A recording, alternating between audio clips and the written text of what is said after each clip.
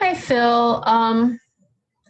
And Jean, there are some others that are joining that I don't know if it's part of our preparation group. So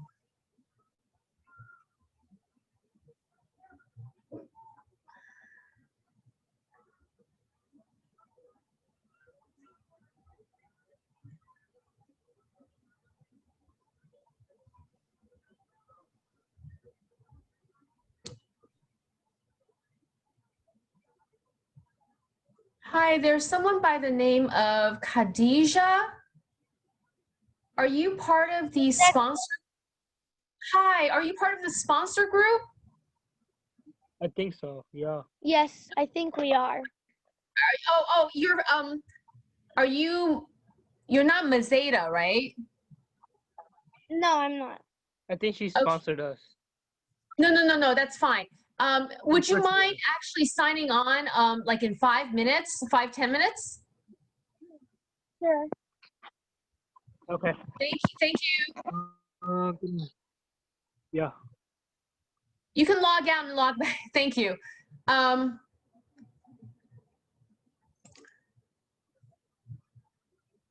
also see a Dr. Salwa. I'm going to ask that you rejoin us in about 10 minutes.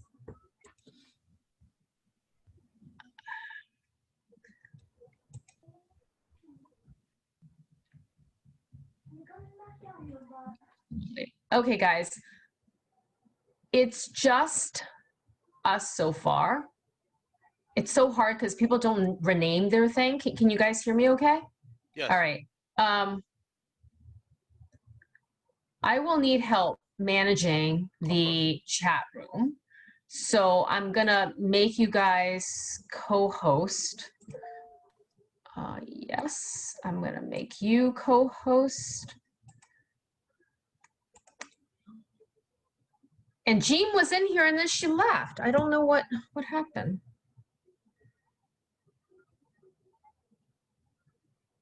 Okay. So RSVP, we have 160. Wow. We have a Zoom license. I've just been the manual like email sender for the list. Is that could our Zoom license could accommodate that, right? Yeah, I upgraded to 500. Okay. For the large meeting. Yeah. I see Dong Hui is coming in. Horace was in and then he was out. I don't understand. Like,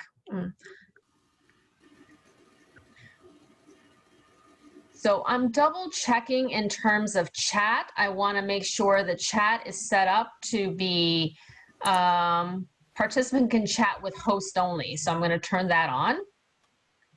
Okay. Okay, and you guys can just make sure that it stays that way. I don't, Dong Hui, I see you're on. Yes, yeah, I'm on. Okay, great. I'm just, there are people that are already kind of at the waiting room. Yeah, I just sent you the script that Okay. for my 2 minutes. Well, I don't have time to read it Yeah, anymore. I know. Yeah, now. I'm sorry for that. Yeah, as long as you have it and there's... Yeah, just letting you know that I'm ready. Thank you, guys. Okay, that's fine. As long as you're ready, that's good. Let me let Horace in.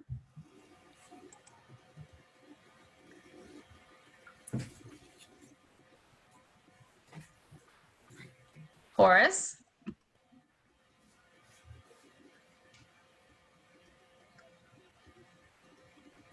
I hope everyone's internet goes okay.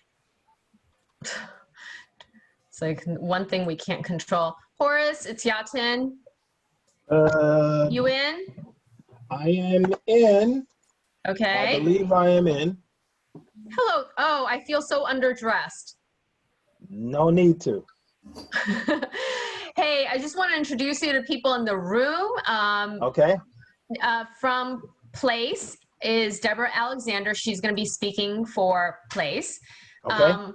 Phil Wong is the president of CACAGNY, the Chinese Citizens Alliance. Derek Zhang is the president of New York City Residents Alliance. It's part Okay. of a partner group. I'm still waiting for some others. So we will be recording this event, and I've set the chat already to attendees can text us so we can see it. Sounds good. But not other attendees. And I think that's it. I mean, I just hope our signals are strong and at least all of our speaking members. That's always a worry and uncontrolled. And hopefully I don't lose the internet. Matter of fact, I better tell them to stay away from it. Can you hear me clearly? I can hear you fine. I can hear you fine, yeah. Excellent. So you guys all have my cell phone. If there is any reason you need to get in touch with me, and I put it, I think, in all the emails as my sign off. So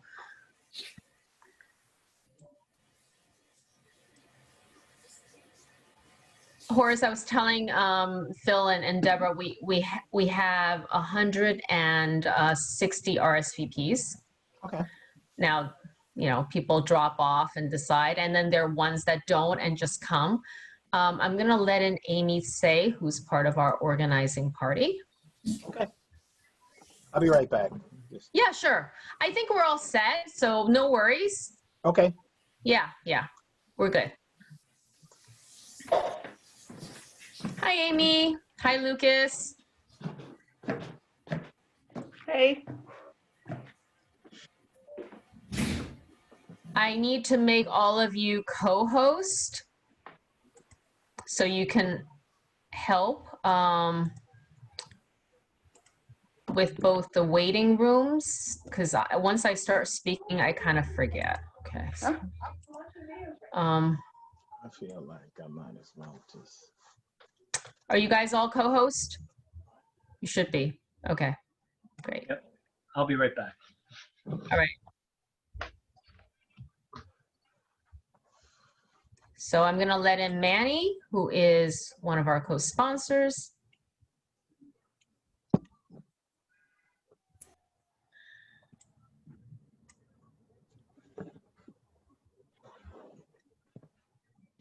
I think I set it so that everyone comes in muted, but I'm not sure. If someone can check on the setting, I think there's a way in which you can, just so that we don't constantly get people coming in and. Okay, you're mute. I'm not muted right now. Hi, Manny. Hi there. How you doing, Yadin? I'm good. So you came in and you were not muted. No. How do I do that? I thought there was a setting, guys, where you can.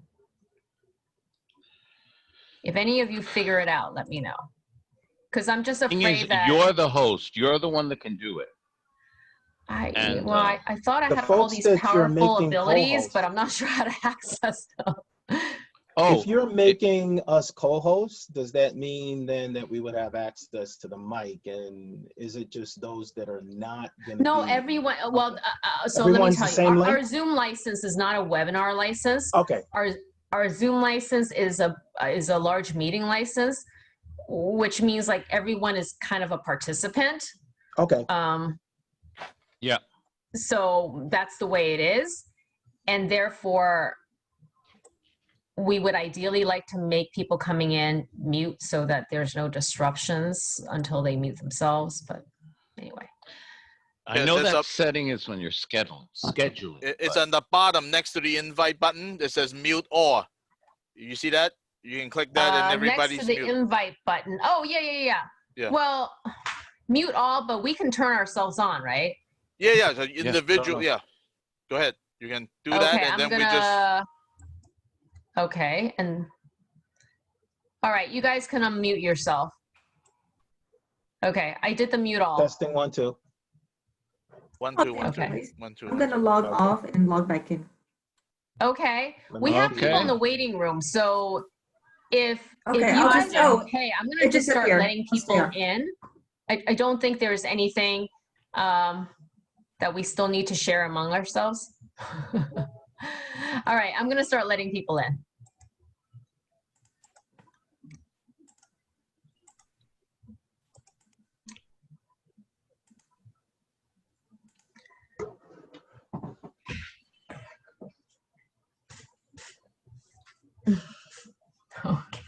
Gene, I think you and I are both wearing blue. Oh, Oh my goodness. looks good on you. Well, looks good on you too. Thank you. All right.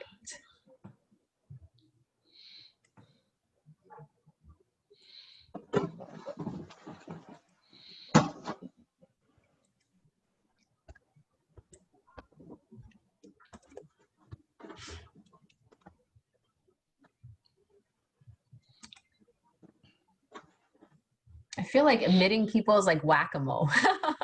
It's like, oh, who do I get to let in? I have the power. I have, yeah. Well, all of you co-hosts have the power, so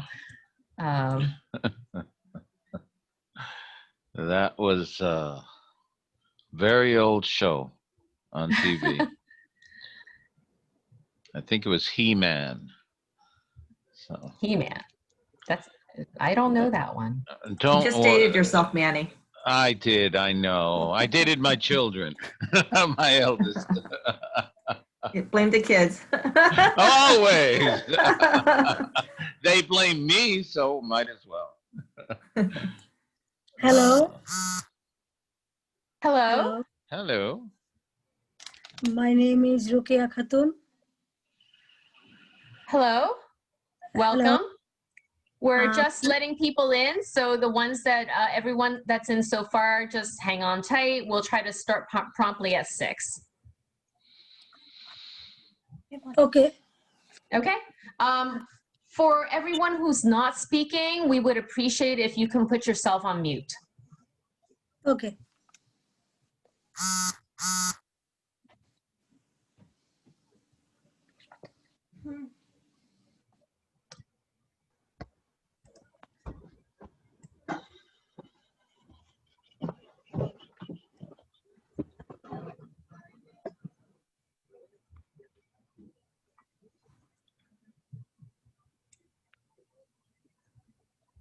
I haven't seen Council Member Richards yet.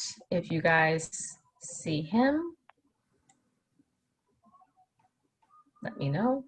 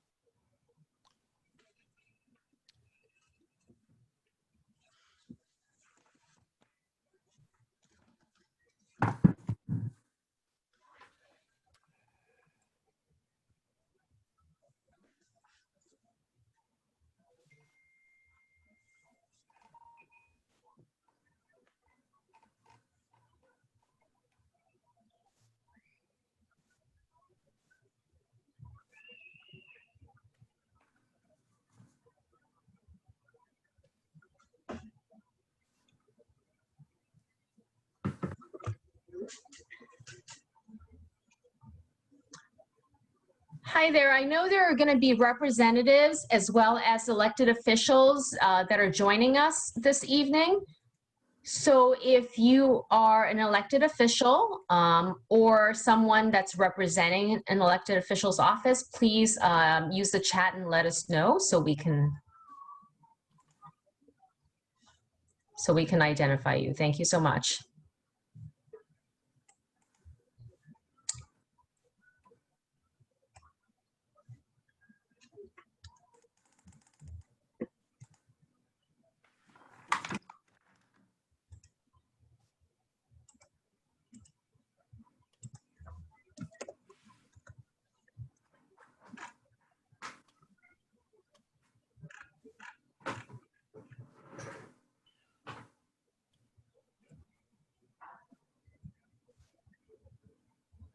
And if someone from Councilmember Richards' office is already on the line or Councilman himself, please let us know. Just speak up. Thank you.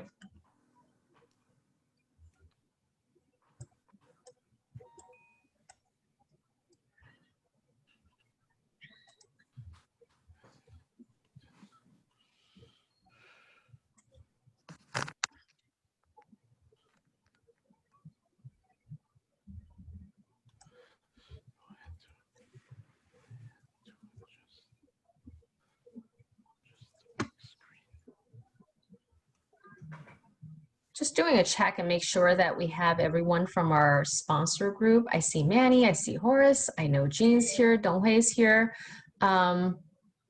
Phil is here. And I think the person I don't see, I know Cindy's here, but Mazeda Udine, I have not yet seen her come through. If you guys have, let me know.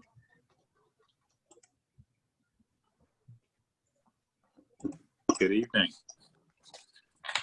Good evening. Donovan, How you doing? Crazy day today, but I'm here. thank you. Plug my Okay. headphones in.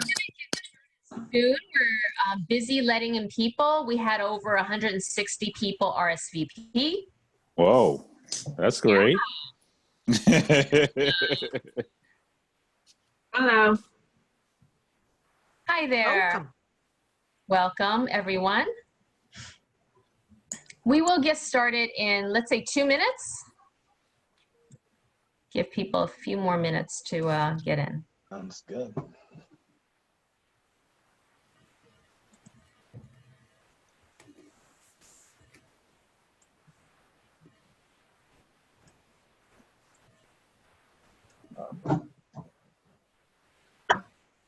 Latoya, I got your message.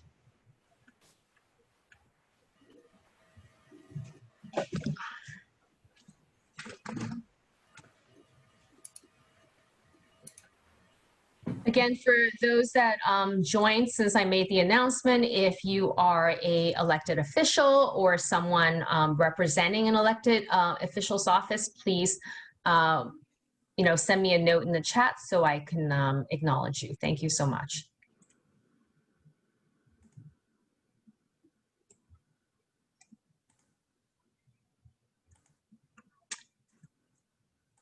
Is Mazeda Udine already in? I saw that.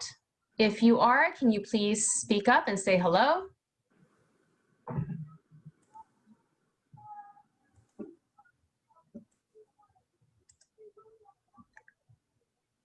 Cindy, I saw the email from Safis come through. So can you check and see if Mazeda is in? Will do. Thank you.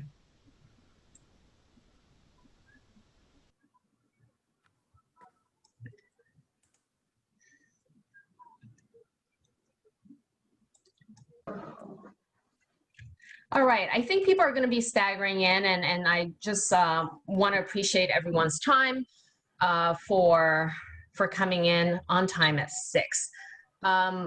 For everyone's reference, we are going to be recording tonight's event. So I think it is being recorded already. Did someone already press the record? It looks that way. It looks that way, right? Somebody's Okay, good. recording Yes, already, I see yes. recording. Thank you. Just want to make sure that we have that going on because I did promise a couple of people who emailed me and said that they weren't able to attend and wanted to make sure that they have access to this later. So let's kick it off and get started. A few housekeeping items. One is if you are not speaking, we would appreciate if you can keep yourself on mute so we can hear the people that are speaking. We also have the chat. Chat is enabled for you to message the host.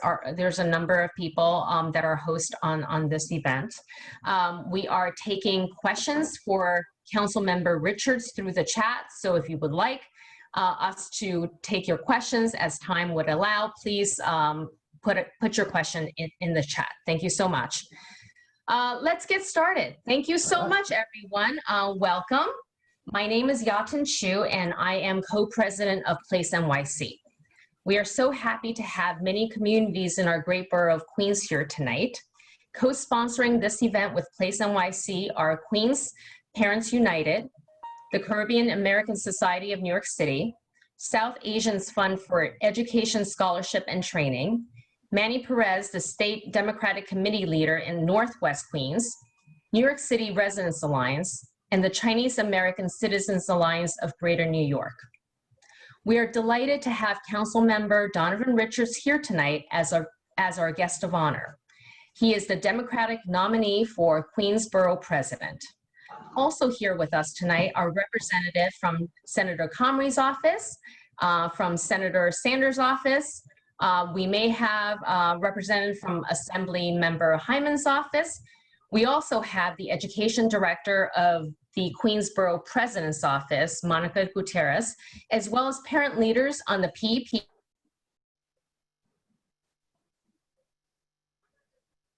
You just went on mute. Okay, thank you. Don't know how that happened. Over 300,000 public school students are enrolled in nearly 400 schools across Queens. We are a borough of longtime New Yorkers and of immigrants. Nearly half of our residents in Queens are foreign-born. So it's no surprise that Queens has the highest percentage of English language learners in our schools. 1 in 7 students are ELs. We have our fair share of students in poverty. 70% of Queens students qualify for free and reduced lunch. But even in the most overcrowded schools in New York City, we have managed to educate the most number of students grade proficient in math and ELA. Queens has the highest number of students who scored the highest marks on our state math test. Our students earn seats at top citywide high schools. Nearly 60% of Bronx Science, 40% of Stuyvesant, and 25% of Brooklyn Tech are students from Queens. This is also out of necessity, as Queens is short 15,000 high school seats. We are all here tonight because we place a high priority on education, and we understand the role that elected officials play in the policies and funding of our public schools. Let's hear from our communities on what we want from our public schools and from Councilmember Richards on his education vision and plans for Queens families. Now I turn the mic over to Jean Hahn of Queens Parents United, who will introduce Councilmember Richards. Hello, everyone. My name is Jean Hahn. I'm a parent with a child attending public school in Rego Park, a PTA member and a co-founding member of Queens Parents United. Council member Donovan Richards Jr. is a lifelong resident of Southeast Queens and the Rockaways and was elected to New York City Council District 31 in March 2013. Among his accomplishments as council member, Richards was appointed as the chair of the Committee on Environmental Protection and successfully secured more than $1.5 billion to address sewer infrastructure in Southeast Queens. As chair of the subcommittee on zoning and franchises, Richards helped to negotiate a stronger, more inclusive, affordable housing plan in East Midtown and East New York and secured $288 million in investments for local rezoning in Far Rockaway. More recently, as chair of the Committee on Public Safety, he has held oversight hearings on the NYPD's school safety internal discipline and secured $70 million for his community's 40-year dream of a new police station, the 116th precinct in Rosedale. On a personal level, as a father of a kindergartner, Council Member Richards knows firsthand the pains and anxiety that we are all undergoing as families as we return to school, remote or blended, during these unprecedented times. The challenges our children are facing now will not only leave an indelible mark on their future and forever be a part of their persona, but also upon us as parents and guardians who are struggling, frustrated, and concerned whether they are receiving an adequate education and the best support in their local school communities as possible and not falling between the cracks. More than ever, this highlights why education is such a crucial issue for this race. So I would now like to extend a warm welcome and turn this over to Councilmember Richards to hear how, as a Democratic candidate for the office of Queens Borough President, he envisions in shaping the future for all children in Queens. We welcome Councilmember Donovan Richards. Thank you so much, and I want to thank you for that introduction. It all sounds so good and so real. And I'm New York City Councilmember Donovan Richards. Proud to be here tonight. Proud to be the Democratic nominee for Queens Borough President. Just some other history as a council member. You know, one of the things that we extensively focused on was making sure that capital funds were going into my schools. You know, I'm proud of this because we've pumped close to $50 million into our local schools over the course of the last about 7 years. You know, many of the institutions I represent had great programming. But, you know, when we talk about the lack of investment in underserved communities like Far Rockaway, parts of Southeast Queens, it was critical to ensure that our schools certainly were getting their fair share of funding, which actually provides the roadmap for a lot of our kids to be successful. So if you don't have those pieces built out, when there is a challenge around fairness in the budget, you automatically are going to have some real challenges in these institutions. I'll give you just a quick story of Far Rockaway High School, for instance, where they had a great program where they were training people, training our young people specifically, but their parents also had access to training in Cisco, which if you have a cable box, you'll know that your cable box is programmed by Cisco. They had computers from 1992 in 2014, and we went in and redid their entire lab because we thought and believed in helping them to succeed to get to the next level. So, you know, a large part of where I envisioned the Borough President's office going, one of the reasons I was supported by the UFT because they knew our record on that. But, you know, we have a substantial capital budget and we want to ensure that we're utilizing that. And I know Melinda did a lot of that. But, you know, we want to focus on making sure that we're building on our STEM labs, that we're building capital projects that will really enable our young people to succeed in the future. Let's talk about school seats too. I mean, we all know that Queens continues to be shortchanged when it comes to school seats. So that's why overcrowding continues to be a huge challenge for us. Many of you know or may recognize that, you know, Manhattan is a thing, not of the past, still plays an important role in our city, but the outer boroughs are growing tremendously. You know, when you look at our waterfront communities from Long Island City, when you look at downtown Jamaica, when you look at Far Rockaway, you'll see that these communities are growing tremendously. So our job is going to have to be, even during these challenging times, and let me just reiterate that, we are in a $9 billion deficit in the city of New York. We're going to have to fight for every penny, and it's literally brawling for every penny to make sure that we can expand our school seats, that we can ensure that even as development happens in communities, that we're working with the city.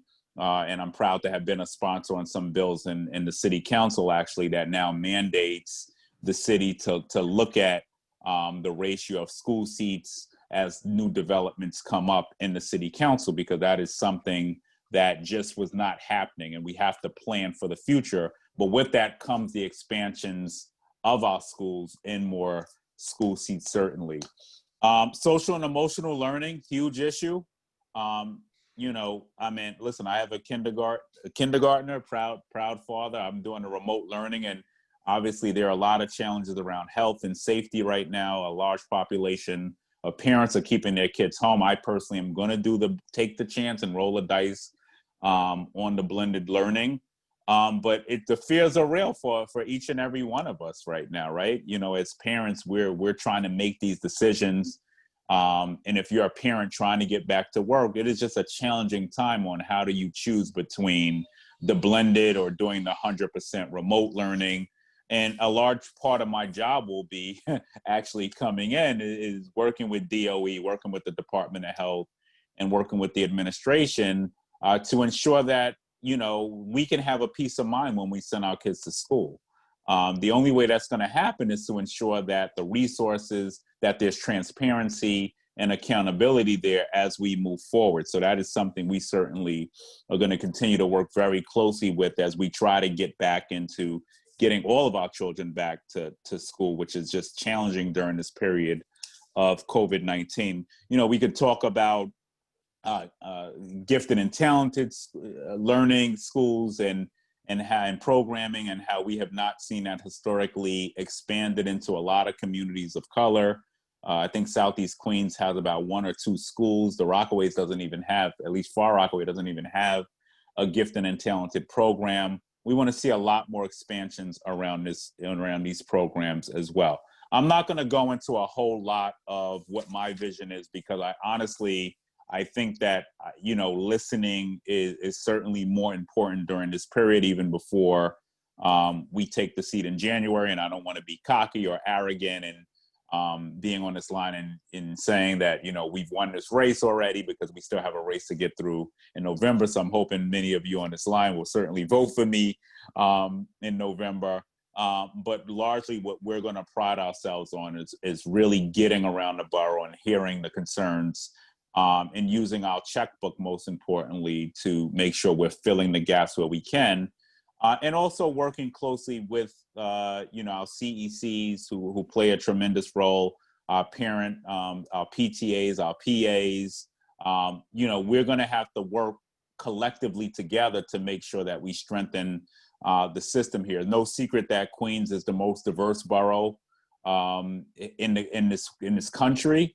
And a large part of the work I'll have to do as well is to make sure that those ESL services are being provided, that programming is being expanded, that we're working with local community-based organizations. I'm a huge supporter of community learning schools. I think they changed the name now, but I've seen what they can do in communities like Far Rockaway, where you have the wraparound services that you're providing to many students. And I'll just go back just a little bit more on a personal note. You know, growing up, I went to public school all the way up until I went to Jamaica High School in the 11th grade. And it was really challenging because we didn't have enough guidance counselors. Although I did have a really good guidance counselor, but I was one of those students who almost fell through the cracks because of peer pressure, because of the challenges, you know, outside of the school as well.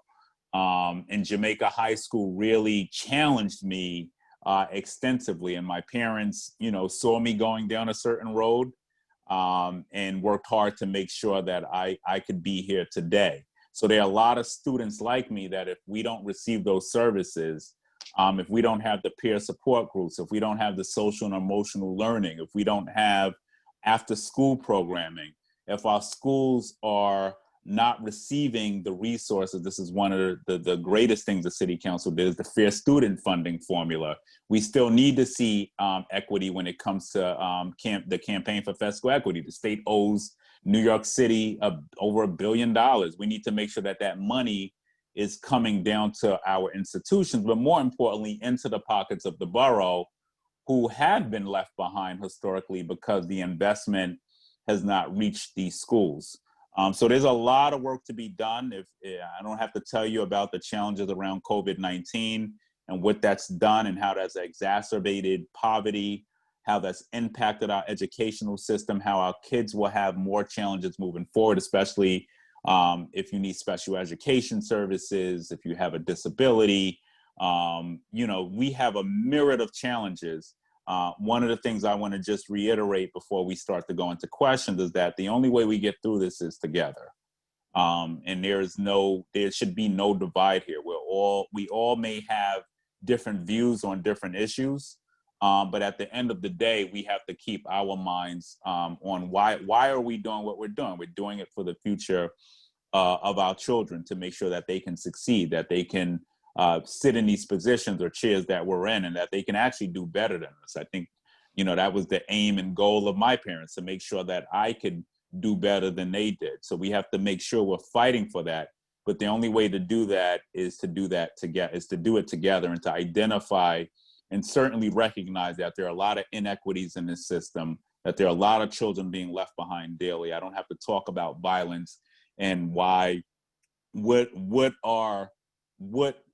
leads young people to violence, feeling left behind, being suspended, you know, for simple things that they shouldn't be suspended for. So we have to end this school to prison pipeline that we find ourselves in this education system, if our kids are going to have a fighting chance moving forward. So I look forward to working with each and every one of you. I'm grateful to be here. Thank you to each and every one of you who are sponsoring this event.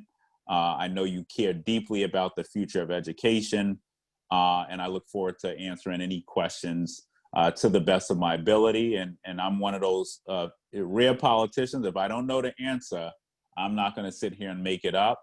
But one of the things I will pride myself in is listening and studying, to make sure that we can do the best for the children of our borough. So I want to thank you for having me this evening, and I look forward to hearing from everyone. Thank you. So I just want to let everyone who are here, we have, I think, over 100 now in our room, to just let you know the flow of the evening. Thank you so much, Donovan Richards. We appreciate your remarks. What I like to do is give 1 to 2 minutes for each of our co-sponsors to speak a little bit about their advocacy and the priorities that they see for their communities. After that, we will open up for questions and answers. My colleague here, Horace Davis, will lead the first part of Q&A, and Phil Wong will lead the second half of the Q&A, and then we'll wrap it up with some closing comments from Councilmember Richards, and that will be our evening. So let's get started. First up is Ms. Zeta Udine. Ms. Zeta, I hope you're in the room. Please unmute yourself, and love to hear from you. Thank you, everyone. Thank you for planning tonight. I'm very glad you guys are organizing. Thank you, our Donovan. Thank you, other elected members who are in partner. Thank you for being here tonight. I'm very glad to be here tonight because safest organization is the well known in the community, well known in the New York City. I think Donovan and other elected members knows very well what kind of job safest organizing is providing. Due to the lack of language access, our parents and children are suffering. Even more so after COVID. Some did not have any contact from their children's school. Mass emailing in a language that they did not speak simply would not work. Some did not receive any communication from their children's teacher until too late failure. Some did not know how to request laptop for their children's remote learning. Now their children are deviceless at home. Even they miss their orientation. We need more funding to train these parents to help them navigate the complex Department of Education system. Our parents value children's education. They made sacrifice to ensure their children receive top education so that they can have better jobs and future. This is the only way to elevate the whole family. 36% of the intervention students are from non-English speaking homes. Roughly 20% are Bengali working families. These students work hard to get a seat in the top high school. Please take this into consideration before supporting any changes in the admission criteria. Thank you. We need a real support. We are over 89% LAP parents and students. Thank you. Thank you so much, Ms. Zeta. Next is Jean Han of QPU. Hi again. As one of the co-founding members of Queens Parents United, I am excited to be here tonight. Queens Parents United is a coalition of parents, families, and other community stakeholders who are committed to pursuing excellence in our public school system by improving schools in local communities. We advocate for parents to take back control of what we see as a continually diminishing return on our investment in public school education. Department of Education budgets and consultant spending keeps going up, but schools are overcrowded, academic and enrichment programs are getting cut or not even offered, and there's little measurable improvement in academic outcomes or quality of education. We advocate for accountability from the Department of Education, where all too often families are treated as a monolithic group and ideological policies are created by those with no skin in the game and imposed from top down with disregard of how it might impact low income, working class, middle class, and immigrant families. We are opposed to government imposed quotas in the form of mandated diversity plans as a substitute for quality in public schools, forced busing, transit plans masked as controlled choice, and dezoning in elementary and middle schools for the sake of accommodating quotas. Instead, we advocate for equity in school resources and building new schools in overcrowded areas. We advocate for improving our school communities through sincere public engagement, one that is community-led and not community-fed. It takes a village to raise a child, and that begins at home and at our local school community. We should be appreciating and investing in them and working together to make that happen. because by helping our local communities be strong, it will only make our children stronger. Thank you to Councilmember Richards and everyone for attending. Thank you so much, Jean. We have Horace Davis from Caribbean American Society of New York City. Horace, you need to unmute yourself. All right, good evening, everyone. Horace Davis, Caribbean American Society of New York, also known as CASONY. I am currently the president of this organization, and I know we're running short on time, so I'll be somewhat brief. The overarching mission of CASONY is to really build and cultivate a stronger sense of pride within the Caribbean American community. We support that with 4 main objectives. The first objective is business, supporting those who support businesses in our community, whether through training, job creation. The second, and why I'm so incredibly honored to be a part of this conversation, is to encourage our children, especially those K through 8, interested in pursuing careers in the areas of STEM, science, technology, engineering, mathematics. We know that we want our kids to have a quality education, but we also know that we want that education to be aligned with the careers of the future. And these are not just the careers of the future, but they are well-paying careers. The fourth objective of the organization is networking. So providing opportunities for our members to network and share resources.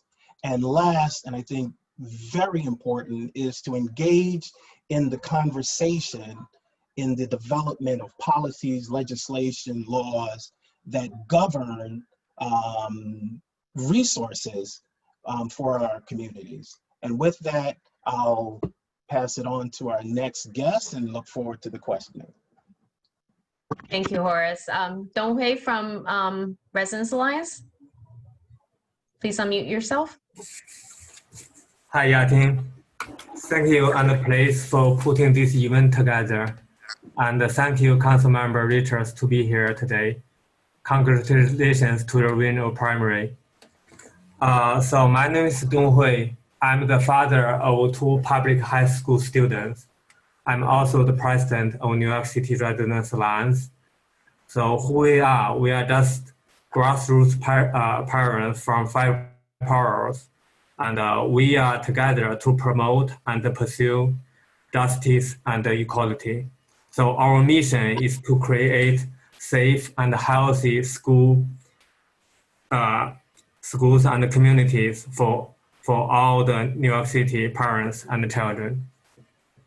We are the ones who were screaming for 2 years to keep the SAT test.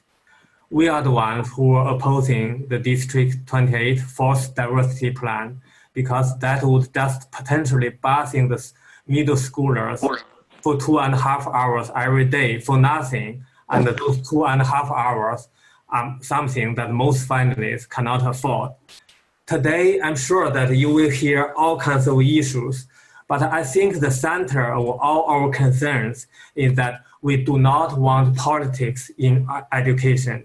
We want our city government to make some real efforts to solve the real issues. There are schools in our city that are underperforming. Then please just fix those schools and make them perform. Please do not try to shuffle and mix the students from one school to another. And that we all know that the average reading and math scores for our Black and Hispanic kids, they are not satisfactory enough. Then please work with the parents and educators to improve their learning. And we also probably know that more Asian families succeed on the education. That's not because they have any privilege. 60% Asian students in Stuyvesant High School are from low-income families. They succeed because the families care more about their kids' study. They save, they sacrifice for their children to learn. So those kind of commitment to education is something that should be rewarded, should be encouraged, and should be learned from, but rather than to be punished, to be penalized. So please do not try to eliminate any test. I truly believe test. The test is competition, and the competition motivates our kids to learn. So whether it's SHAT or the regions or the semester by semester GPA, the low test scores are just evidence that the city's education failure. There's nothing wrong with the test. There's nothing wrong with our case. So we truly believe every child can learn as long as we teach them. And it's the responsibility of our adults and our government to provide such resources. So please forget color, forget race, whether the kids are white or black, Asian or Hispanic, it simply doesn't matter. They are all American kids and they all have American dream. So please add more GNT program, add more seats, and create more school, create more special high school in Queens, which is a very fast growing Queens community, and let every child to learn and excel. Okay, thank you very much. Thank you all. Thank you, Derek. Up next is Manny Perez. Manny, unmute yourself, please. Good evening, everyone. Good evening, Councilman. It's wonderful to see you again. And yes, everyone, I am a politician. I am a political leader in Northwest Queens, district leader, a member of the Queens County organization, and we are concerned about education. If we don't educate our kids, how can we expect to have educated citizens? In Queens, thanks to our diversity, I really think we can bring back an old concept, which was the educational community, made up of our families, our schools, all the professionals, and our local community, the businesses, the leaders in the community. We come together. We're not doing that right now.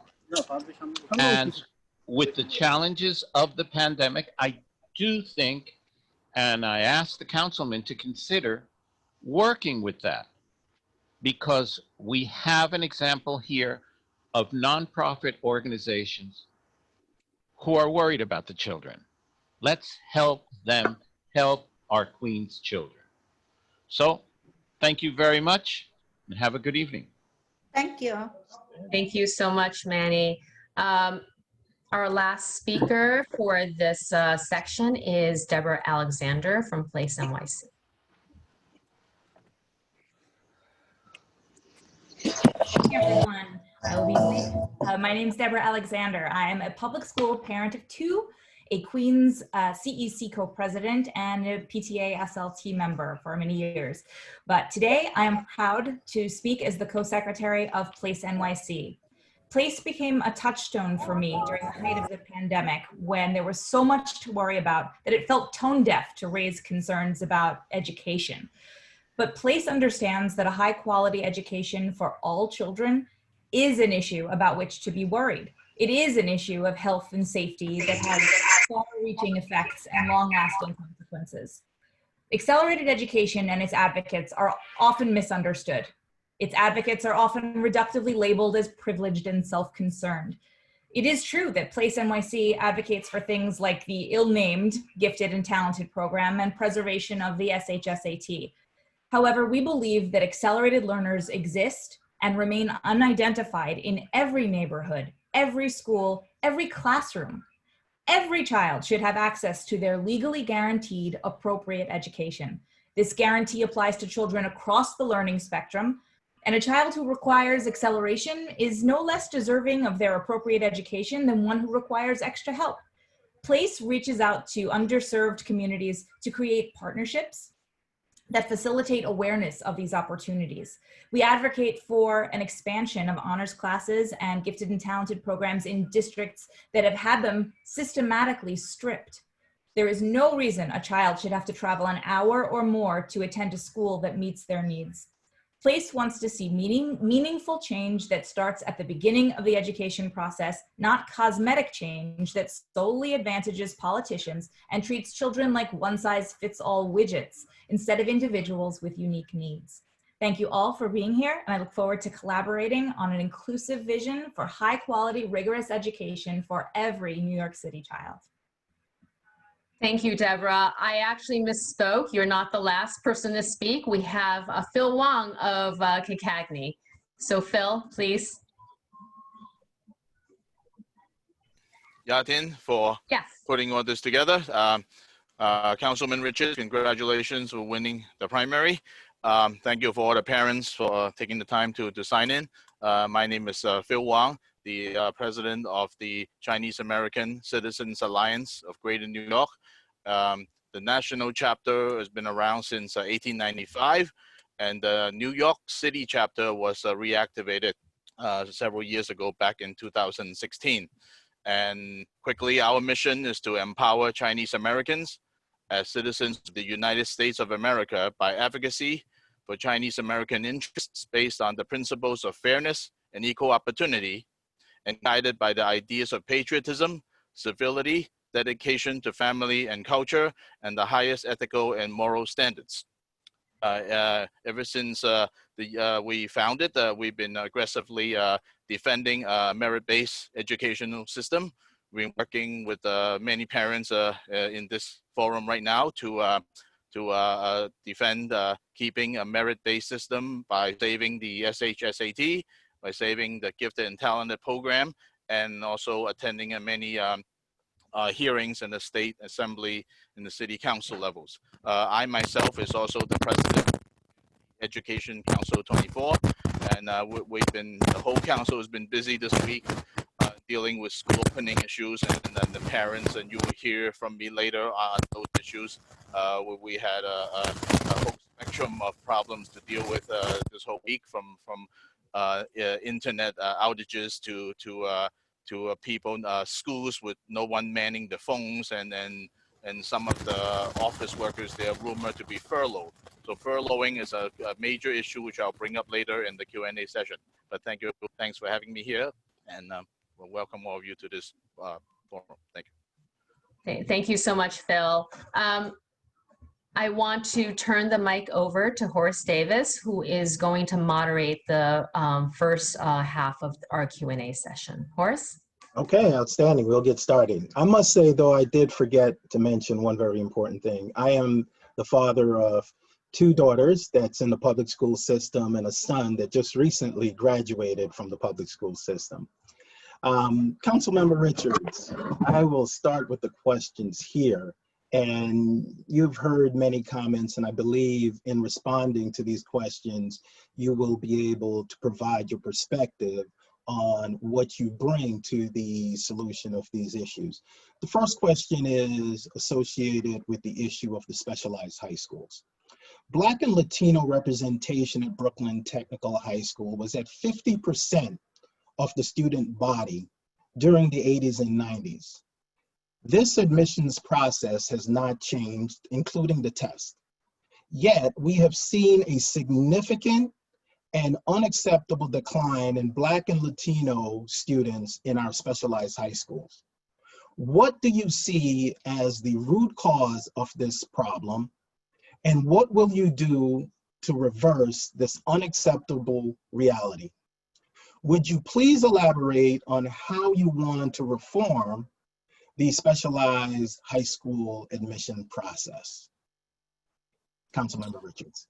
Well, thank you. And let me say that, just starting off, I know that's a big question, and that will be a question for the next mayor as well. And I'm not punting on it. And I just want to point out that I do not solely, and I know it may not be popular on this line, I do not solely believe that one test should be a determinant on you getting into a specialized high school. I think it puts undue pressure on a lot of students, and I think we should be looking at students holistically.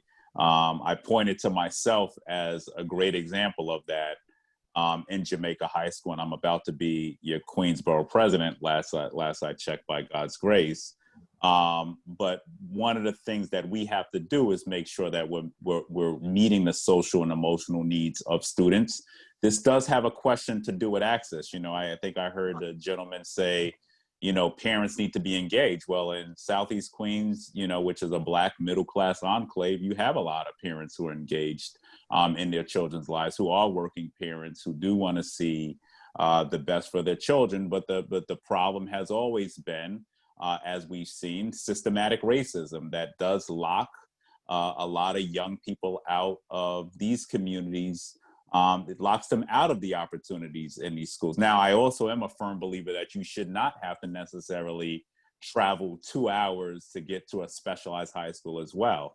We should have those specific programs located in many pockets around the borough. So, you know, one of the things I want to work with the next administration on is really pushing for the expansion of more specialized high schools in pockets across Queens, like Southeast Queens, like other parts of Western Queens, where you do have specific talent, but just the question of access and process and information and preparedness. You know, what organizations are out there that are really doing the after school tutoring? You know, these are things we hear often from underserved communities around the borough. So it's not a question of, is there talent here? Because if you came here and met many parents or students around here, they are more than capable of getting into a specialized high school. The question is, what is the outreach?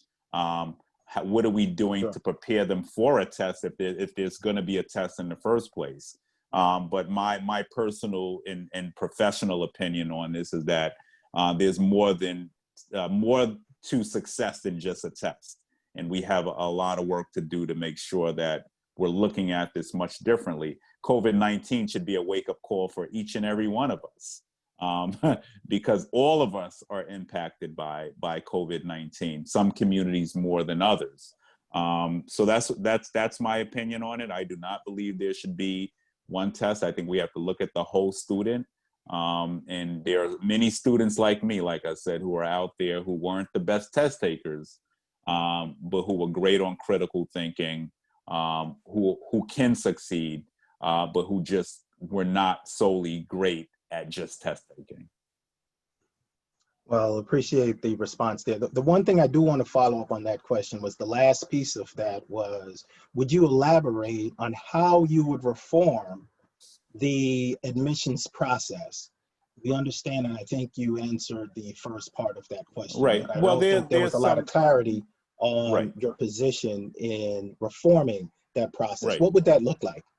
Well, I know there's some legislation in the city council, for instance, which would enable a process to provide testing for every student, right? So right now, the question of how do you even know you can apply for a specialized high school?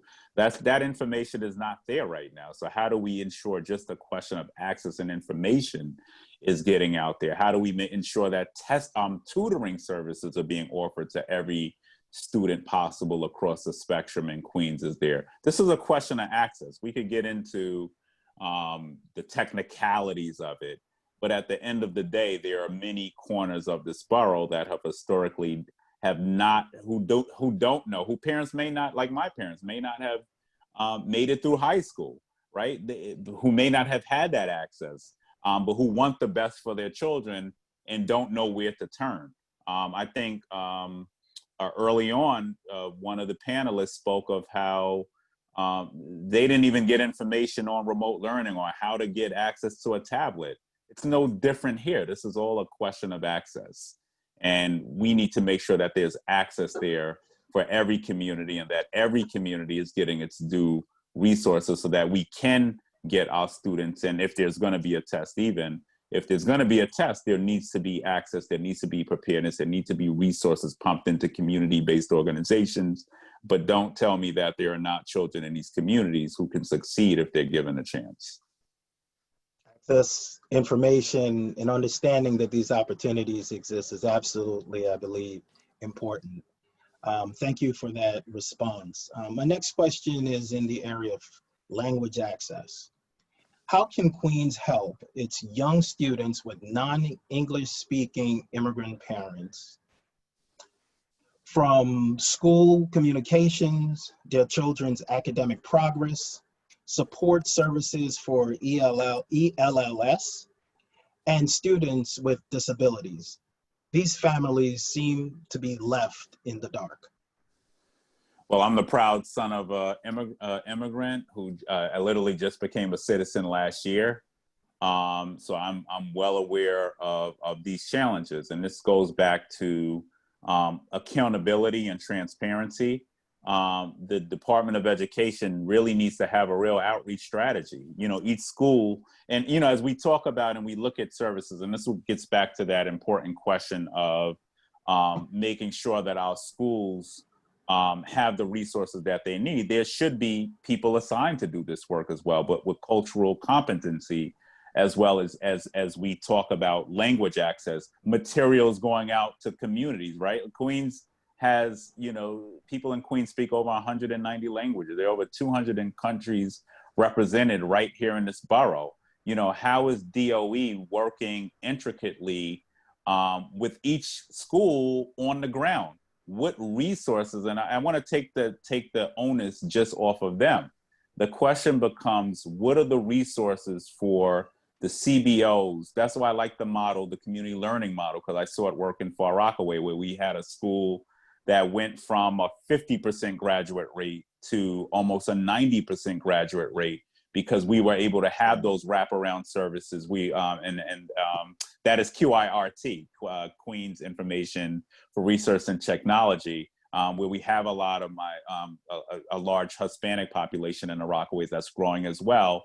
A lot of children whose parents may not even speak English as well. But one of the things that worked in that specific school was making sure that those wraparound services were there, ensuring that language access was a key part of it, even their PTA meetings, making sure that there was dual language there. There are programs out there like that that should be expanded into different schools. I know we have, for instance, in my district, and I'm going to talk a lot about my district because there's been some work done on it. We have, I believe it's PS 43, like I said, where we have a large Hispanic population growing. One of the things we did when we looked at the resurgence of downtown Far Rockaway in the post-COVID world was we looked at dual language access and programming in that specific school. So these are things we need to get creative on. But more importantly, there has to be accountability. And a lot of the planning feels very top down, and somebody talked about that now. How are the parents really being engaged in these conversations? And two, how seriously is DOE taking the concerns of parents around the borough when they bring these things up? So I don't want to put the sole onus just on the DOE. One of the things I want to do as the borough president is to create a immigrant learning center, and it's something that I rolled out with Assembly Member Catalina Cruz, something that should operate out of Borough Hall. We should have agencies at the table. We should have community-based organizations that people know they can come to Borough Hall to get. So if there are questions around these things, they can get answers. But the second thing I'll say on that is that I don't want to be stuck in Borough Hall. You know, we want to bring a lot of these services into corners of Corona and East Elmhurst, you know, a lot of different pockets of this borough where we do have a lot of ESL students. So this is a question, once again, of accountability, making sure that we're getting around and listening into these corners of the borough, and more importantly, making sure that the services are there and that there is cultural competency attached to this as well. Okay, outstanding. Thank you for that response. Then I'll move on to the next question, which will be in the area of gifted and talented, academic screens, and advanced coursework. What is your position on accelerated education, and how do you plan to address the scarcity of these programs? This includes G&T. If you're not speaking, if you don't mind putting your computer on mute. So the question is, this includes G&T programs for elementary grades, middle school SP and honors programs, and academic screen schools or college level AP courses in high schools. So listen, I think this goes right back to that question again. And I don't have, and, you know, I represent the Rockaways, where, you know, we have a lot of talented young people there. There's not one G&T program there. My colleague, I don't know if she's on or her staff is on, Assemblymember Alicia Heineman. I work with Councilmember Idanique Miller, a lot of our Southeast Queens colleagues, because we didn't even have enough gifted in G&Ts here, which is beyond ridiculous, because there are a lot of kids capable of excelling in a lot of these programs. SP, the college readiness, which I'm a big proponent of, which I believe we've done some work already around in the Springfield Gardens campus as well at formerly known as Springfield Gardens High School, where they are doing a lot more college readiness there. I was proud to be there about 2 years ago and got to see young people, you know, putting their, not only getting the preparedness and getting the resources to excel in this, but also seeing them drop their college applications in that box in a school that historically was disinvested in at one point, where a lot of kids were told they were not going to make it. A lot of our young people from the shelter systems, we had some gang activity there at one point. But I can tell you these programs all make a huge difference. My job as borough president, let me just say this, will be to be the defender of this borough and the cheerleader. And the question is, how much am I going to fight for it? Because that's the big question. And I think the answer to that question is we're going to go in, you know, ready to fight for the expansions of these things. These are questions for the next chance, for the chancellor and for the chancellor that will come after, therefore after, and then also for the mayor. And one of the things I don't want to see is this borough shortchange in these areas. There's a lot of talent here. And we need to make sure that these programs are getting expanded in every corner of the borough. And I will just remind, I'll keep talking about it, the state owes us money. We need that money as well. But this is also a question of will. And we need to make sure these programs exist in every corner of the borough. So you can count on me to be a big proponent of seeing these programs expanded. Okay, I just want to remind you that when you're getting ready to go into that fight, you've got teammates right here on this call. These organizations that are co-sponsoring it, and just this borough. We want to see the same thing that you want to see. We're really in this together. And I can't do it alone. And I'm not Absolutely. foolish enough We to think that we're recognize all that. stronger together. Even if there's a difference of opinion on in some areas, we can't do it alone. We agree in so many more areas than we disagree. Exactly. So I think that's the approach that I want to make sure that we're cognizant of. So my next question, and I think this will give you an opportunity to address an issue that was brought up in the introductions. District 28 was awarded a diversity grant. Many families see this as controversial due to the lack of transparency in the process, and that it intends or appears to be an effort to dezone middle schools, which is highly unpopular in the district. What is your definition of equity and diversity? Well, equity and diversity means everybody has the same opportunities. And we know, I mean, just based on what we've seen historically during COVID and prior to COVID, that's just not, it's not real. You know, if you live in certain parts of this borough, access looks different than what it looks like in other parts of the borough. So the central goal has to be to make sure that there's one Queens. And that this is a Queens that works for every single student the same way, where everybody gets a quality education, where everybody has the same resources. And that should not mean, that shouldn't, you know, some people will look at that as being the perfect world or imaginary. This shouldn't be imaginary in 2020. You know, every student should have access to the same things.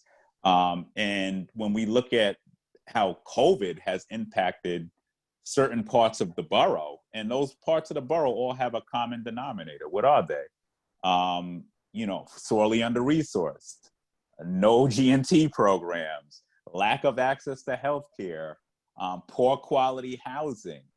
And this is no fault of anybody on this line, or, you know, if you go back and look at how this city, as diverse as we are, how segregated we are. This is a housing issue as well, right? You know, housing patterns largely determine how segregated a community is. I've done a lot of work around fair housing in the city council, for instance. So there's no easy way to get to the question of integrating our school system because of our housing patterns, because of the affordability crisis, and because of redlining as well, right? We know banks have historically redlined and not given mortgages to people who had darker skin color, you know, around the country, but certainly it's not, you know, in this borough, it's no different as well. So the problem we have, and let me just start with this. First issue we have is that, you know, planning, true community planning has to be community planning. It can't feel top down. Otherwise, you're automatically going to have people resistant to a plan if it feels top down. I think there needs to be a lot more organic planning ground up, you know, when we have these conversations. And these are difficult, these are complicated conversations. You know, none of us started, you know, the things we're seeing, I would hope not, but a large part of us have not been a part of why New York City is segregated. These were the sins of our forefathers that really put us here. Reading Robert Moses' book again for the second time, you know, the way housing, the way public housing was put, you know, a lot of these things are all systemic. So how do we get at the root causes? Now, let me say this. We know that integrated schools were great for everyone, because guess what? In integrated schools, everybody gets access and opportunity to the same things. I actually do applaud my colleague, Helen Rosenthal in Manhattan, who got a lot of flack actually for the integration plan there. But last I checked, it largely has still been a successful school district. So I think there's a lot more work we need to do around this.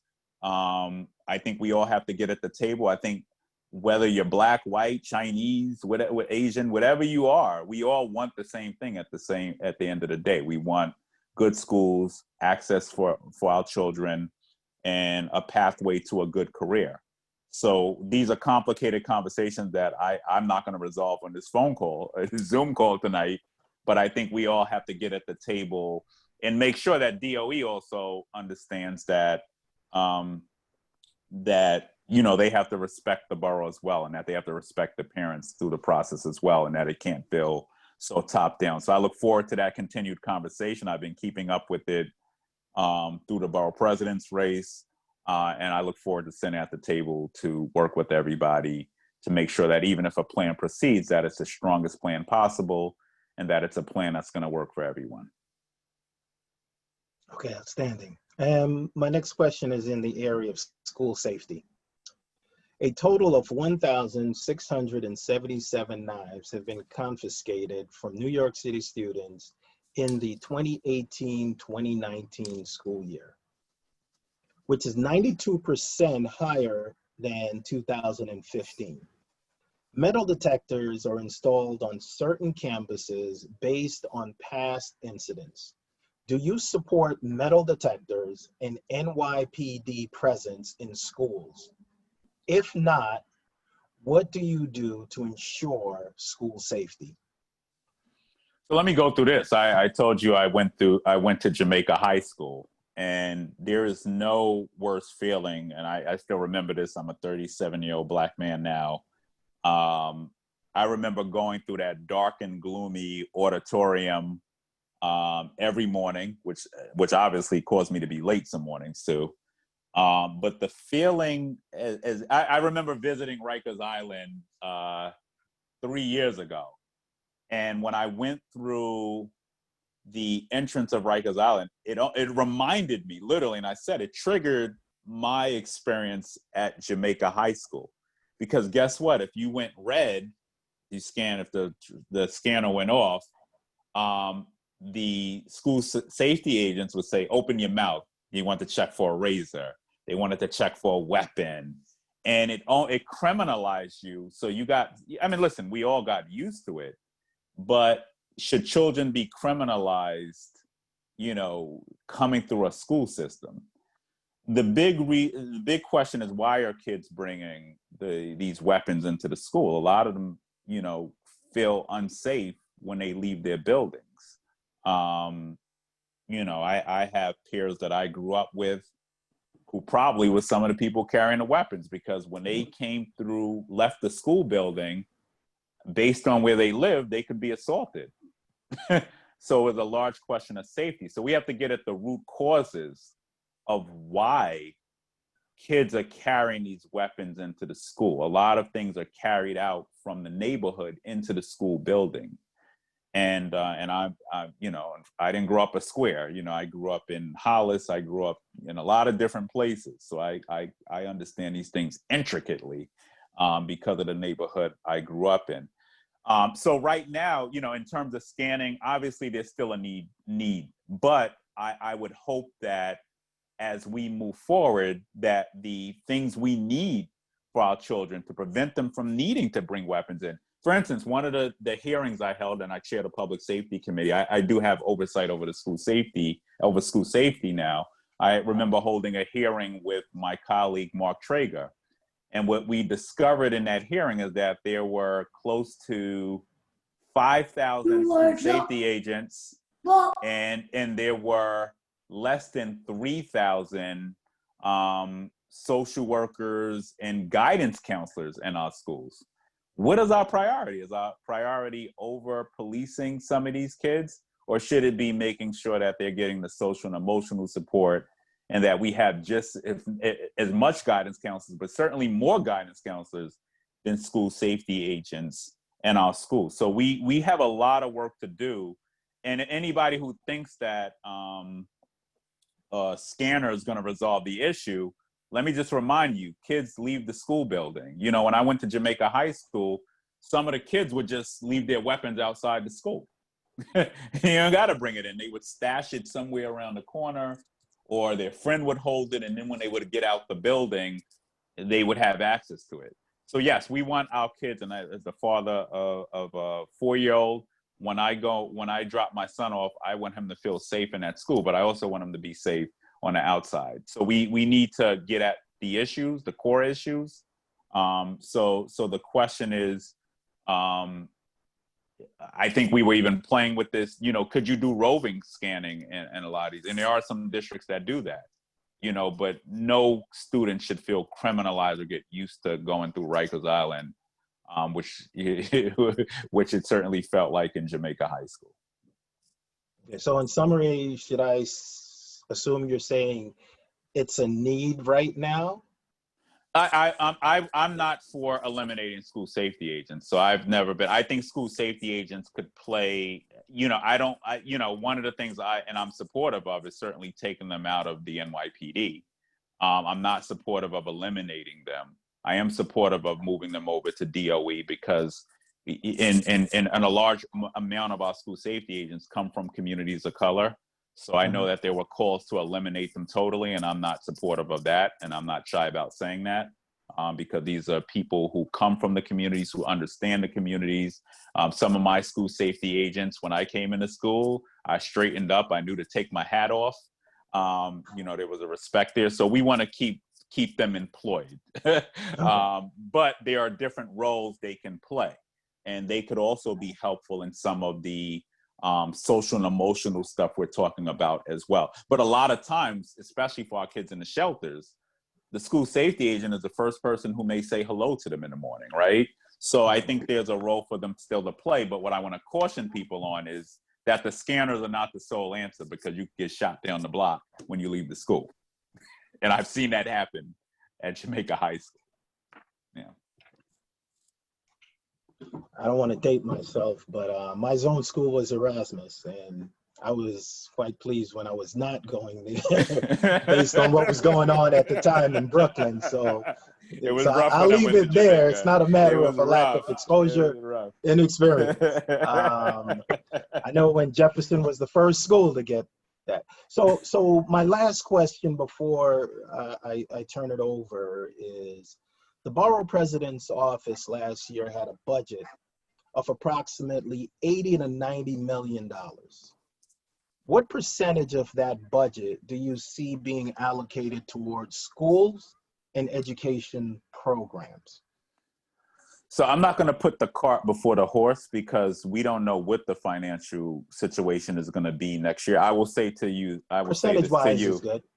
Yeah, I mean, I can't, because who's to say I will have half of that next year, right? Like we're in a $9 billion deficit, so I'm going to have to go in and fight to make sure we could even preserve that specific percentage. But I'll tell you this: each year in my own budget in the council, if you look at my record, I probably put no less than $10 million a year just in my district into education. Over the course, and not only that, we've leveraged opportunities with the de Blasio administration to ensure that even when we're looking at housing and other things in our schools and our neighborhoods, that we can leverage money from the administration side for our schools as well. So it's if I gave you a percentage right now, I'd be lying to you, because we just don't know what the I'm not, and for everybody on this line tonight, I'm a straight shooter. I don't dance around. I will give it to you straight up. We don't know what the budget will look like next year. But I will say this to you, that I am committed to making sure that we expand school seats, that our kids have the latest technology. I don't piecemeal projects. You can speak to principals in my district. They will tell you we build out STEM labs. I'm a big proponent of making sure that our institutions have the state-of-the-art stuff. And if you speak to any principal in my district, they will tell you the same, that we put our money where our mouth is. So I look forward to working with everybody. And, the most important thing is to make sure you don't assume that the borough president knows that you invite us into your buildings. There's not unlimited money to throw around. So we need to look at what are the things that are priority, and we want to try to make sure that we're doing that in a fair and equitable fashion. But let me also just lay this down on the line, that we're going to be looking at pockets of the borough that have historically been disinvested in, who have not seen the resources going in, and there's definitely going to be an equity formula as we look at the budget. So I will put that out there as well. Outstanding. What I will say, and I'll turn it over to Phil Wong now, he'll ask some additional questions, but on a personal note, as a resident of your city council district, I do appreciate the work that you have done, and I thank you, and I look forward to your continued support, not only for the 31st, but for the entire borough of Queens. So thank you very much. And with that, I'll turn it over to Phil. And thank you for the work you do. Thank you. My pleasure.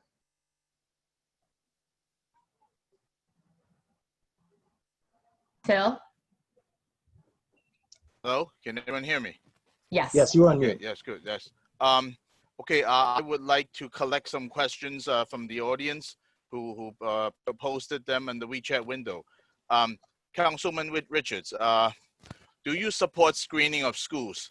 And if not, what would you want to look at as to determine admissions?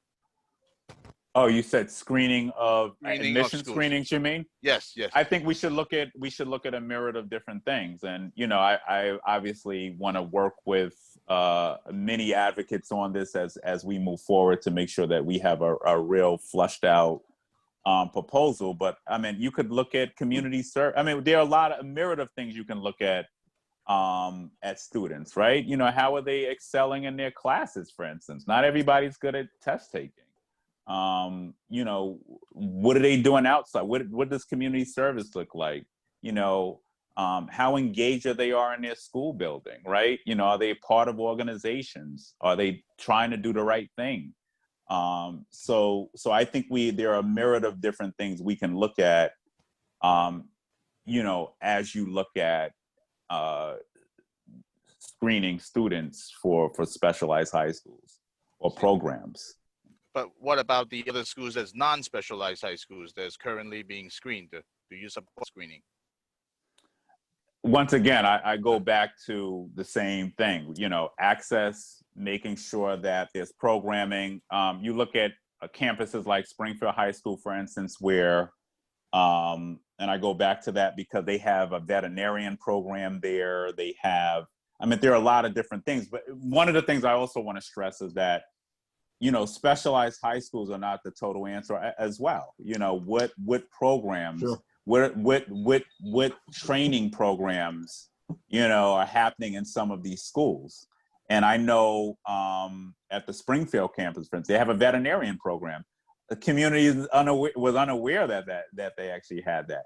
So we need to also look at, what are some what are some specialties that would get students into some of these schools, get them interested in, because a lot of parents, what they do, especially if you have a child that overexcels, they send their kids out of the neighborhood because they don't believe the local schools actually have programs that fit their children's needs, or they may not have a specific area of interest that their kids have. But what we found, and I remember doing this with Chancellor Farina, we went into the Springfield Gardens campus, and we got to see a lot of parents discovered these programs, and they were sending their kids back into the neighborhood to our local school. Far Rockaway High School, I talked about the Cisco program there. There's also an aviation program there. We need to see a lot more of these programs as well. But I think criteria have to be expanded. I don't believe in the test being the sole determinant. Okay, thank you. There's a question from another parent posted at the chat window. Councilman Richards, you talked about the next mayor and the next chancellor, but the fight for the G&T programs and screen middle schools is right now. We may lose the latter as soon as next month. How quickly are you prepared to enter the fight? We just cannot wait until the next mayor or the next chancellor. Well, let me say this. I'm not the borough president yet.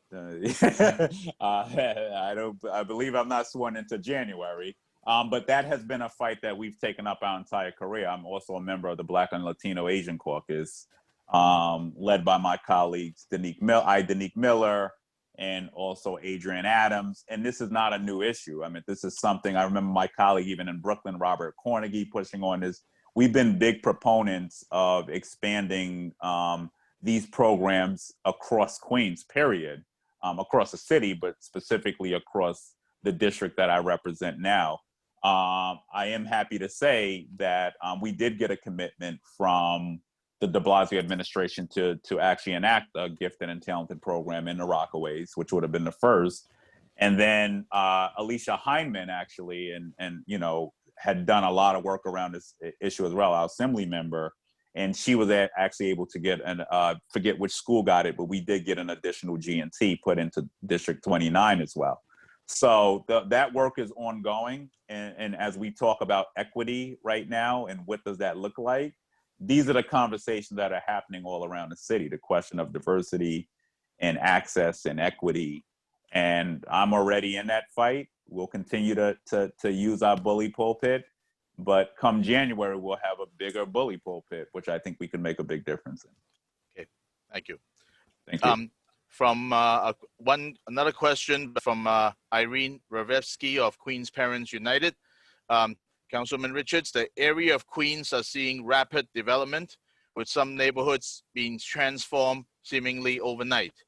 In fact, there are more than 500 residential units under construction along Queens Boulevard, in Rico Park and Forest Hills alone. And they're ready for occupancy within the next few years without regard on impact to local middle schools. As Borough President, how would you reconcile the rapid development with the needs for more middle school seats? So I think you tied development, and let me start with this actually. One of the greatest bills I think we've done in the city council actually, which passed, I believe, last year. Many of you know the city does EISs and environmental impact statements, and sometimes those environmental impact statements don't actually project the right information when it comes to the need for school seats. So I was happy to sponsor that bill, which now ties, when we're looking at development around the city will now have to spend a lot more time on what impacts the housing will have on school seats, and what does the amount of school seats need to look like. There are two different ways you can do this. You can look at this. So areas like Long Island City, who do have a lot of schools coming in, but there's still an immense need. Queens Boulevard, as you mentioned, the Rockaways as well. I remember even rezoning Far Rockaway, where we're going to see a huge boom of new units over the course of the next decade in the city, not committing to a new school. So we have to use the leverage of land use as these negotiations happen to push the administration and developers, whether it's the developer paying for the school or whether it's the developer paying into additional seats, which is something we negotiated actually. We had a peninsula site rezoning in the Rockaways. The agreement we reached with that specific developer, which is going to bring 2,200 to almost 2,000 units online, is that as the units come online, they would have to pay in for additional seats to the district until they build a new school. So I think this is comprehensive land use planning. Actually, is something that I want to really beef up in the borough president's office as well. Not to say that it's not happening, but really looking at these projects and not as of right, because as of right projects, which means a developer could just build at will, it's harder to negotiate with them. But as they come through what you would call the ULURP, the Uniform Land Use review process, we would work with the city and push developers to actually either pay in for additional school seats or to make sure that we're looking at land, which is really scarce in Queens. I mean, outside of the Rockaways and places like Long Island City, you would really push for expansions on current schools. But I will say that the chancellor and I have worked very closely. For instance, in the Rockaways, a large majority of new school seats coming online will go there partly because of the projection of the units going up there. But that I would look to do no different as borough president. You know, my job would be to look at the whole borough and to make sure we're looking at it through that lens. So we'll look at that legislation closely, which mandates SCA and others to really report to us more frequently as development comes online. But we need to hold, like I said, developers accountable as these housing units come on and make sure that school seats are a large part of that conversation. Okay, thank you. I'm reading. Hey, Phil, one Yes. second. Just, I'm checking on the time. We're at 7:17. I want to be respectful of so many families here and give them back a little bit of their evening. So I like to target 7:30 as the end of the program. As such, can you just ask 2 more questions? Sure, absolutely. And then we'll wrap up soon. Thank you. Sure. Yes. One of them would be, let me just pick the, okay, so right now, Councilman Richards, the parents-led governance bodies such as the CEC have no real authority over the DOE. Yet, decisions about our children are made by the mayor, the chancellor, and the teacher unions. How would you empower parents to have more real oversight over DOE besides your PEP appointees? Yeah, I mean, well, we have to leverage, and I'm glad you mentioned the PEP appointments, because I think there are ways to leverage those appointments as well. And this will come down to making sure that we are doing, and I believe Melinda was doing this, I want to make sure that I'm meeting with you all more frequently. And this comes down to how engaged am I with the administration, with you at the table. And, you know, I don't want to have conversation with the administration in a silo, you know, by myself. I think Horace alluded to us doing this together. I think if we can all collectively work together, we're stronger together, right? No one of us are strong without each other. You know, we need each other. So I think there are metrics and things we all need to sit down strategically and discuss. This is not just about, you know, if you think that the borough president just has this magic wand, a lot of people think elected officials just have this magic wand that could turn things on and off. It doesn't work that way. We're stronger together. So we need to actually, as we take this office, meet as soon as we can, and we need to come up with a real strategic vision of what we want to see, and then present that once again to DOE. But I'm a big proponent of parent participation of the CECs. And we need to make sure that they're strengthened, even in terms of programmatic support. You know, we talk about the budget, you know, are there things that we can do? And it's not, like I said, unlimited money, but are there ways that we can be supportive in strengthening our CECs as well. This is a challenging time, so I don't even want to lie to you. You know, parents are trying to pay their rent. You know, people are losing their jobs during this moment. So we have a large challenge ahead of us to stopping the bleeding that's happening across the borough now. And if we can improve the whole person, the whole community, that enables our parents to participate more and to have a stronger voice through these processes, and to make sure that we're holding the OE more accountable. So a lot more work to be done there. I'm not going to sit here and say it's a cakewalk. I'm not going to give you rhetoric, but I think we all have to work collectively through these challenging times. Okay, thank you. The last question, I'm trying to come through this. The last question I have here is, please comment on your position on closing of Rikers Island and building community jail in Kew Gardens. So I talked about this on the campaign. I have no problem in repeating it. For those of us who've seen and toured Rikers Island or know people who've been there, you know, jail is supposed to be about rehabilitating the whole person. Rikers Island is broken. It is a broken place. They have gladiator school there. It does nothing to ensure that our communities are safer, because you're actually being hardened in there at this point. Also, being that the island is so isolated, there's very little oversight on it. So it's a big problem, because once you cross that bridge there, you're in your own world, there's no oversight. I know the feds moved in. I think the DA's office moved in. They can't even get a handle on what's going on there, because it's so out of sight, out of mind. So one of the things that was important to me, even as we had this conversation around the closure, and it's something I said to the mayor, is what are the services that are being provided to people who end up, and remember, when you go to Rikers Island, you have not been found, you know, you're really being detained. You haven't been found guilty of anything. In this country, last I checked, is innocent till proven guilty, right? You know, I think there's this notion that once you go there, you're just guilty. But you have your right to court, and that's part of the Constitution. Your day in court is your day in court, whether you're guilty or not. So some of those young men there and women, you know, when I toured, some of them were in there doing geometry. You know, these young people were young people who lost their way, but who are giving the opportunity. These could be people who are your shop stewards, who are your union workers. And right now, it's very difficult to achieve that. One of the things I remember, I was speaking to a young man in there too when I toured, you know, just the facility, you know, a lot of them want training. That's something that I heard over and over there.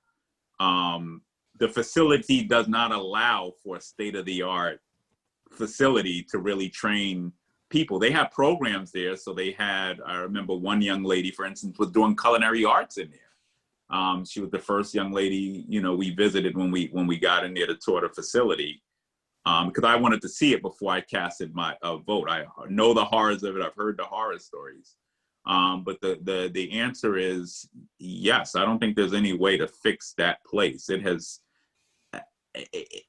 Khalid Browder, a 17-year-old young man who was accused of stealing a book bag, killed himself because of the horrors of that place. He never found himself again.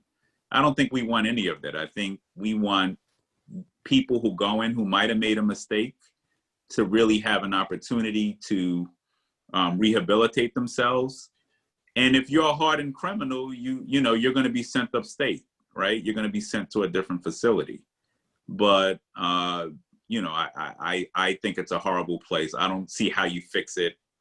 And I'm supportive of the closure. Okay, thank you, Councilman Streets. Okay, I'm done with all my questions. Yatin, please proceed with the next phase of the Thank meeting. you, Phil. Okay, thank you. You guys can hear me okay? I transferred into my headphones. Thank you, Councilmember Richards, for spending this evening with us. I want to close out the evening by thanking all of my co-sponsors who worked with me on this event, for all the families that are here. We had, I think, over 110 families join us at one point. Of course, I want to thank Councilmember Richards. I know there are representatives from elected office throughout Queens. I saw Lisa from Senator Liu's office join us. A representative from Senator Sanders' office joined us, as well as Comrie. And there are probably others. And I saw Monica, I think, at one point as well from the Queens Borough President's office. Thank you all very much. Thank you. For joining us tonight. We know as parents it's been a chaotic summer and a lead into hopefully some in-person learning next week in school. I appreciate that you, Councilmember Richards, is a new public school parent. You know, you have a kindergartner, so you're going to be with us. You're going to be with us for the road, and you will see and feel and hopefully I'm just as scared as you are, trust me. And empathize with all of us in public schools, as public school parents. So I want to just thank everyone, and you know, we're here to lend a community voice to education, certainly of Queens, but Place represents all of New York City. So we want to continue to engage with our co-sponsors and with our elected officials. So good night, everyone, and we'll see you at the next Place event. Bye-bye. Hey, thank you. Thank you. Thank you all. Stay safe. Stay safe. so much. Bye. Thank you all. Bye. Thank you. Good evening, everyone. Thanks, Yatin. Take care. Thanks, Thank you. bye. Thank you, Yatin.